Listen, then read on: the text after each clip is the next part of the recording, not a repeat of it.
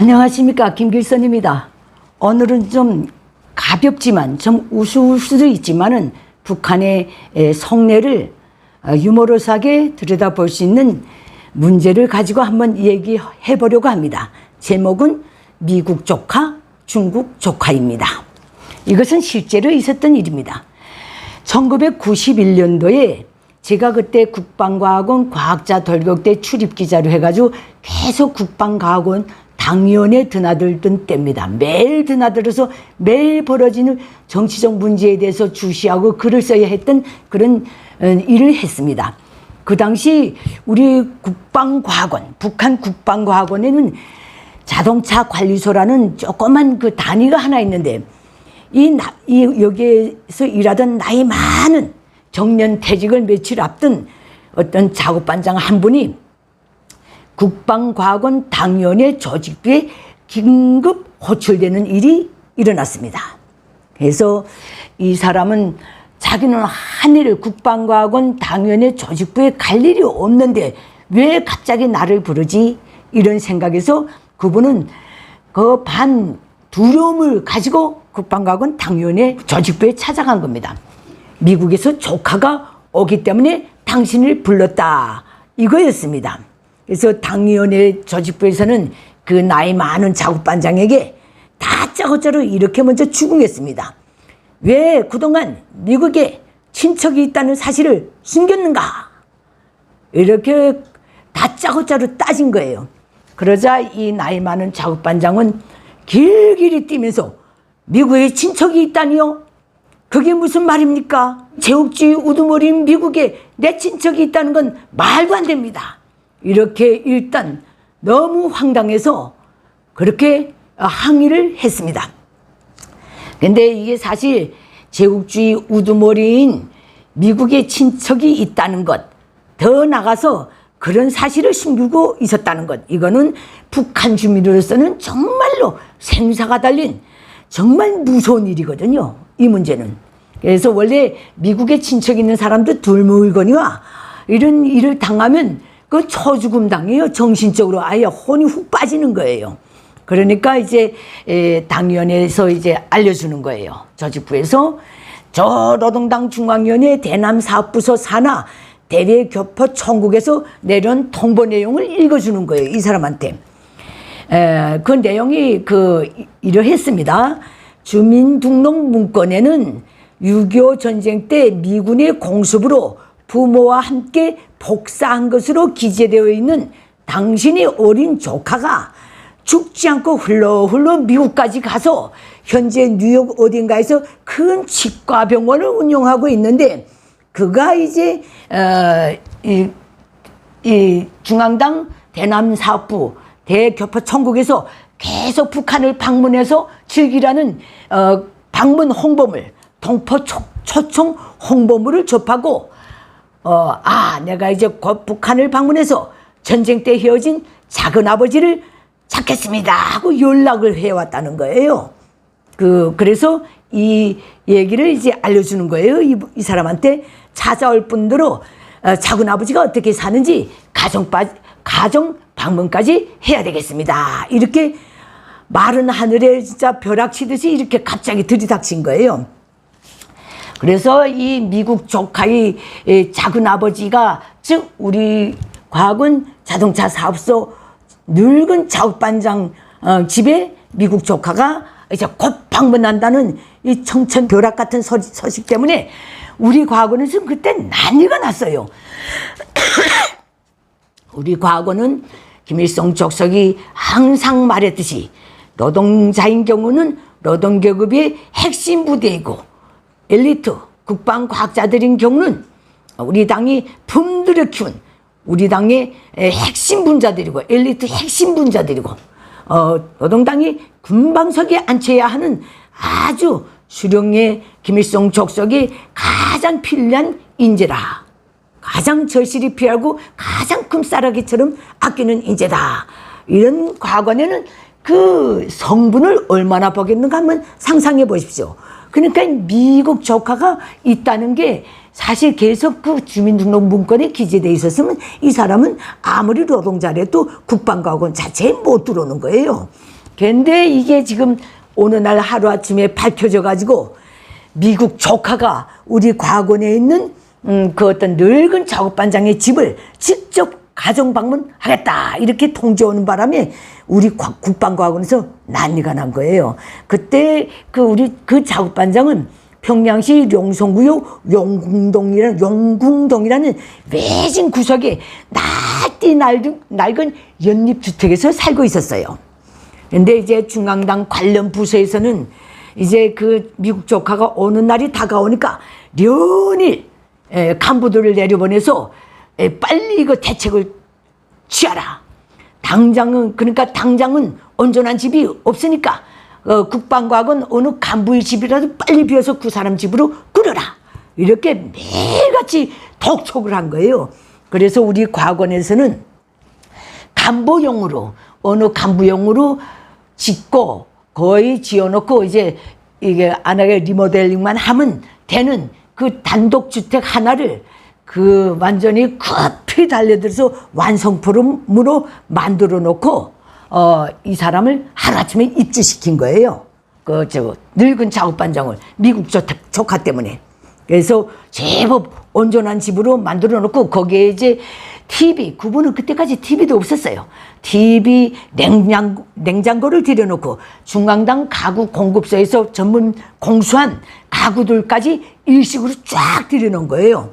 그때 사실 그 집에는 그 연립주택에서 살 때는 TV는 둘째치고 신발장 하나도 온전한 게 없었던 상황이었어요.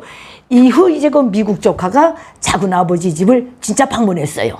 많은 중앙당의 수행, 미국 조카를 따라다니는 대명되는 중앙당의 요원들을 데리고 달고 나타난 거예요. 그때 그 작업반장을 그 후에 내가 취재했는데 그분의 말에 의하면 어떤 벼락같이 꿈꾸듯이 집이 하나 차려지고 장판까지 이쁘게 다 해놓고 이게 이제부터 내 집에 들어가 살아라 해놨는데 자기네는 너무 아까워서 그 장판을 걸을 때는 맨발로도 못 걷게 했대요. 양말 깨진 거라도 씻고 장판에 발자국자리 나지 않도록 그렇게 정말 아깝고 또 아까워서 난생 처음 집다운 집이 차려진 데 대해서 그렇게 아끼고 또 아꼈는데 이 미국 조카가요 오더니 나름 국방과학원에서는 제일 현대적인 단층집에 신발을 신은 채로 막 들어가더래요. 그래서 구회도 작업반장은 미국 조카 덕택에 국방과학원 간부들도 부러워하는 그 집에서 쭉 살게 됐습니다. 그 이유는 미국 조카가 자기를 따라온 중앙당 간부들에게 앞으로 매해 자주 작은아버지 집을 방문하겠다 이렇게 했기 때문입니다. 이렇게 미국 조카가 어느 날 나타나가지고 갑자기 들이닥친 집은 노동당 중앙위원회에서 이렇게 직접 달려들어서 새 집에 들어가도록 다 조치하고 노동당에서 직접 가구까지 몽땅 들여다가 일식으로 갖춰준 거예요. 미국 조카한테 잘 보이기 위해서 당신의 작은 아버지가 우리 공화국의 품에서 이렇게 잘 살고 있으니까 당신이 비록 미국 시민권자지만은 우리 한민족으로서 북한의 이게 반미 투쟁을 적극 홍보하고 자기네 체제를 미 합중국 내에서 선전해달라 이런 메시지를 주기 위해서 이 사람을 그렇게 아주 최고의 대우를 해줬던 거예요. 그런데 그때쯤에요 또 우리 과학원에 국방과학원 자료연구소라는 그런 기관이 하나 있습니다. 거기는 일반 사무원이에요. 이 사람이 이제 일반 노동과 무슨 지도원이었는데 이 사무원의 집으로 그 1년 후에 중국 그 흑룡강 신문사 책임 주필이라고 하는 조카가 찾아왔어요. 그래서 그 무슨 4월의 범축전 때문에 기분으로 초청돼 들어갔는데 와서 이제 자기가 이제 친척 방문을 하겠다 이렇게 통보를 한 거예요. 그때도 이제 중앙당 관련 부서에서 간부들이 나와서 이걸 관여했어요. 그런데 그 결과는 왕창 달랐어요. 조카 방문과는 전혀 관계없이 구들의 그 나무 떼고 석탄 떼니까 하도 온돌이 뜨겁지 않고 바람이 차니까 구들 공사를 하겠다고 한겨울을 겪어놓고 구들 공사를 하겠다고 4월 초에 뜯어놨는데 시멘트도 마련하지 못하고 또 구들 온돌에 넣는 그 구들장도 마련하지 못하고 또 이 모든 게 없다나니까 구들장을 뜯어놓고 그 위에서 마대 몇 개 펴놓고 살았던 거예요. 그런데 그 집에 이제 중국 조카가 들닥친 거예요. 근데 이제 다 뜯어놨거든요, 구들. 근데 하루 그 사람이 거주하고 있는 지역 그 인민위원회에서 벼락같이 시멘트 몇 개 똑같다 넣었더니 다 뜯어놓은 거 구들 바닥을 거르지도 않고 그 위에다 쭉 시멘트 포장을 해버린 거예요. 미장을 해버린 거예요. 그리고 채 마르지도 않았는데 어디서 공수해놓은 비닐 장판을 쫙 깔은 거예요. 그래서 이제 더러운 이제 덮에도 다 뜯어내고 전부 교체를 해줬어요. 가구 이런 건 뭐 별로 들여온 거 없고 결국 그 집은 그 조카가 중국 조카가 왔다 간 바람에 그 구들장 공사를 다시 해야 했어요. 다 들고 일어나고 막 그저 강자로 막 그저 펴놓고 조금만 지나다녀도 바닥이 다 부실해지고 이렇게 하다 나니까 정리는 그 구들장을 다시 깔아야 했어요. 그 일이 있은 후에 그 사무원도 한번 만났댔는데 이런 말을 하더라고요. 거기다 이렇게 시멘트 공고를 쳐놓고 채 마르기도 전에 비닐 장판을 깔고 사람들이 왁작거리며 드나들다 나니까 다 깨지고 부서지고 말았어. 난 시멘트가 제일 아까워. 이런 말을 하더라고요. 그래서 이런 대조적인 광경, 미국 조카 방문과 중국 조카 방문이라는 이 대조적인 그 광경을 보면서 우리 국방과학원에서는 간부들까지도 다 우스갯소리를 했어요. 야, 친척이 있어도 미국에 있어야 돼. 중국에 있는 친척은 아무 도움이 안 돼. 이런 식으로 말했습니다. 당시 이런 일은 국방과학원에서만 벌어진 게 아닙니다. 평양시 쪽에서 드문드문 이런 일이 많이 벌어졌어요. 왜냐하면 제89년 제13차 청년학생 축전 북한 당국으로서는 건립 이래 제일 큰 국제 행사를 하나 했는데 그게 영양 파급 효과가 좀 있어서 그러니까 6.25 동란이나 그 이전에 이러저러한 이유로 리상 가족이 돼버린 미국 친척, 카나다 친척, 심지어는 호주 친척, 그다음에 중국 친척들은 더 말할 것도 없고 이런 사람들이 북한에 있는 가족을 찾겠다고 방문 신청하는 일들이 그때 좀 많았댔어요. 그러다 나니까 이런 일들이 다 벌어지고 주민사회도 알려지게 된 거예요. 당시 이런 일은 진짜 우리 국방과학원에서는 우리는 하도 폐쇄된 공간이니까 그게 그저 몇 달 동안 국방과학원에 이게 말하자면 말거리가 됐댔어요. 과학자군, 노동자군 모여앉기만 하면 이걸 놓고 유머, 약간 비꼬는 유머를 많이 했어요. 근데 이제 우리 옆 동네에 고명한 작가인 대한민국도 다 알고 있을 거예요. 고 박태원 선생이 미망인이 살고 계셨어요. 그래서 권영희 여사라고 같이 작가를 하시면서 박태원 선생이 마지막 유고를 원고를 다 정리해서 출판하신 분입니다.